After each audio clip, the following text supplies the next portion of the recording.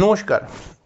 আরেকটি অত্যন্ত গুরুত্বপূর্ণ টোটকা বা উপায় নিয়ে এসে গেলাম, যেটি বিবাহের একটি উপায়। অর্থাৎ যে সমস্ত মেয়েদের, বিশেষ করে এই উপায়টি মেয়েদের ক্ষেত্রে কিন্তু খুব ভালো কাজ করে।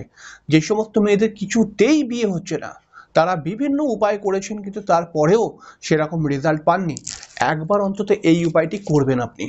এই উপায়টি যদি আপনি ঠিকঠাকভাবে করতে পারেন, তাহলে পারে আপনার বিয়ে হবেই হবেই হবেই। কেউ আটকাতে পারবে না। আপনার যতই গ্রহের বাধা থাকুক, যতই সমস্যা থাকুক, এই উপায়টি করলে আপনার বিয়ে হয়ে যাবেই। তাহলে উপায়টি কি? তাহলে কি করতে হবে ব্যাপারটাকে ভালো করে বুঝে নিন। এবং এই উপায়টি যদি আপনি করেন, তাহলে আপনার বা আপনার মেয়ের যতই বিবাহের সমস্যা থাকুক, কিছুতেই তার বিবাহ হতে চাইছে না, এই উপায়টি করে কিন্তু তার বিবাহ করিয়ে দেওয়া যাবে। উপায়টি আপনাকে করতে হবে মঙ্গলবার দিনকে। মঙ্গলবার দিনকে একটি শুকনো নারকোল নিয়ে আসতে, মানে একটি নারকোল নিয়ে আসতে হবে। শুকনো বলবো না, একটি নারকোল নিয়ে আসতে হবে। নারকোলের মধ্যে একটি ফুটো করতে হবে। দেখবেন নারকোলের উপরের দিকে যেমন চোখগুলো থাকে, ওই চোখের একটি চোখটাকে পুরো ফুটো করে, যাতে আপনার একটা আঙুল ঢোকে, এরকম ফুটো করতে হবে। এরপরে আপনি বাজার থেকে 300 গ্রাম চিনি কিনবেন। সরু দানার চিনি যদি পান আরো ভালো। ওই চিনিটাকে আপনি কিন্তু ওই নারকোলের ফুটো দিয়ে নারকোলের ভেতরের মধ্যে পুরোপুরি ঢুকিয়ে দেবেন। তো ঢুকিয়ে দেবেন, এমন করে ঢুকিয়ে দেবেন যাতে পুরো চেপে চেপে চেপে চেপে আঙুল দিয়ে ঢুকিয়ে দেবেন, যাতে ওখান থেকে কোনো পাখিটাকে ঠুকরে খেতে না পারে। এখন এমন করে ঢোকাবেন যাতে মানে খুব ভালো করে আর কি চাপা হয়ে যায়।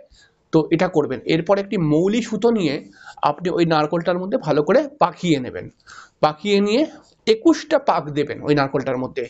এইবার নারকোলটাকে একটি পান পাতার মধ্যে একটি স্বস্তিক চিহ্ন এঁকে, পান পাতার মধ্যে একটি স্বস্তিক চিহ্ন এঁকে ওই নারকোলটাকে রাখবেন। কোথায় রাখবেন? এটা যে কোনো অশ্বত্থ গাছের নিচে রাখবেন।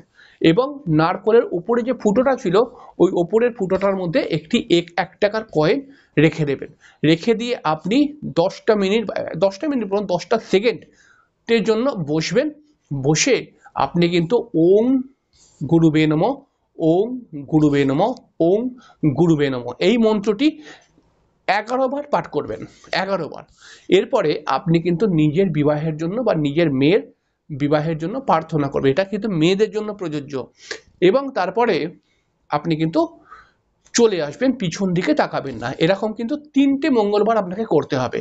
এবং আপনি করবেন যখন, দেখবেন অব্যর্থ রেজাল্ট, গ্যারান্টিযুক্ত রেজাল্ট, মানে আপনার বা আপনার মেয়ের বিবাহ যোগাযোগ হবেই হবেই হবেই। কেউ আটকাতে পারবে না। এটা খুব ভালো একটি টোটকা। এটা বিবাহ করিয়ে দেয়। অবশ্যই এইটা যদি আপনার প্রয়োজনে লাগে, মানে আপনার যদি এরকম সমস্যা থাকে যে বিবাহ কিছুতেই হচ্ছে না, এই উপায়টি অন্তত একবার করুন। হয়তো আপনি অনেকগুলো উপায় করেছেন, কিছুতেই কিছু হচ্ছে না, এই উপায়টি একবার অন্তত করুন। বুঝতে না পারলে বারংবার ভিডিওটিকে দেখে নিন, তাহলে আরো ভালো করে বুঝতে পারবেন। তো পরের দিনকে আরেকটি টোটকা নিয়ে চলে আসছি। নমস্কার।